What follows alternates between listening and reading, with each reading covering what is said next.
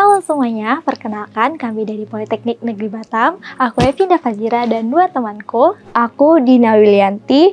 Dan aku Fitri Zahrani. Untuk melihat ketimpangan antara kelompok kaya dan miskin, kita tidak perlu jauh-jauh pergi ke pelosok desa.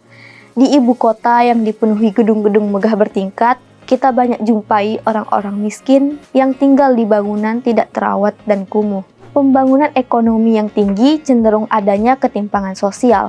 Hal ini terjadi karena banyak faktor, seperti tidak efektifnya program pengentasan kemiskinan dan tidak meratanya pembangunan infrastruktur antara satu daerah dengan daerah lain. Untuk menyelesaikan permasalahan ini dibutuhkan strategi khusus, yaitu pertumbuhan ekonomi yang berkualitas. Oleh karena itu, sasaran pembangunan tidak hanya berhenti sampai dengan laju pertumbuhan ekonomi yang tinggi.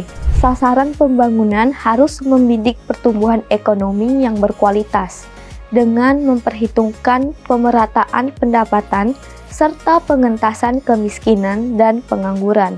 Upaya yang sedang gencar dilakukan pemerintah ialah transformasi ekonomi yang inklusif dan berkelanjutan.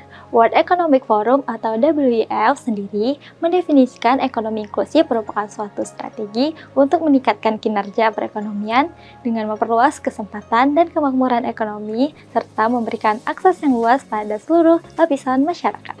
Sehingga upaya ini diharapkan dapat mewujudkan sumber daya manusia unggul yang produktif, inovatif, dan berdaya saing melalui peningkatan kualitas pendidikan dan sistem kesehatan. Demi mempercepat transformasi ekonomi inklusif dan berkelanjutan, tentunya dibutuhkan dukungan dari berbagai pihak, khususnya kita sebagai generasi muda. Pendidikan vokasi memiliki peran strategis sebagai penggerak dan akselerator pertumbuhan ekonomi di Indonesia.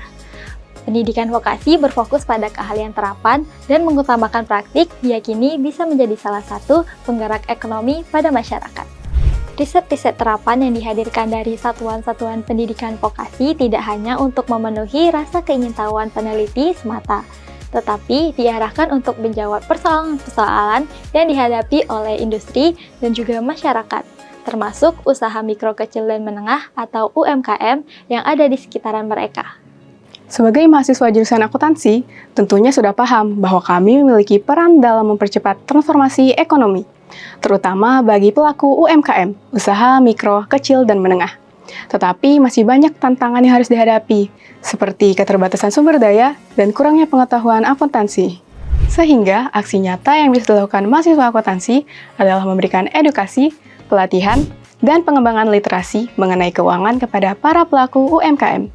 Juga mengembangkan standar akuntansi khusus untuk UMKM, seperti Standar Akuntansi Keuangan Entitas Mikro, Kecil, dan Menengah atau SAK-EMKM. Profesi akuntan berperan besar menciptakan UMKM yang transparan dan efisien. Terbitnya Standar Akuntansi Keuangan Entitas Mikro, Kecil, Menengah SAK-EMKM merupakan salah satu sumbangsih IAI sebagai organisasi profesi bagi kemajuan ekonomi bangsa. Karena dalam aksi ini memperhatikan aspek keuangan, aspek sosial, dan lingkungan di praktik akuntansi. Hal ini sejalan dengan visi transformasi ekonomi inklusif dan berkelanjutan yang ingin kami capai, yaitu akuntansi berkelanjutan atau sustainability accounting. Hal ini bukan hanya tentang menghasilkan laporan keuangan dan hasil audit, tetapi juga tentang bagaimana mengelola keuangan secara efektif, mengurangi dampak lingkungan, dan meningkatkan transparansi serta akuntabilitas. Upaya ini tentunya tidak dapat direalisasikan tanpa ada dukungan dari seluruh pihak. Dibutuhkan keterlibatan antara masyarakat, generasi muda, pemerintah, dan sektor swasta agar terwujudnya transformasi ekonomi inklusif dan berkelanjutan.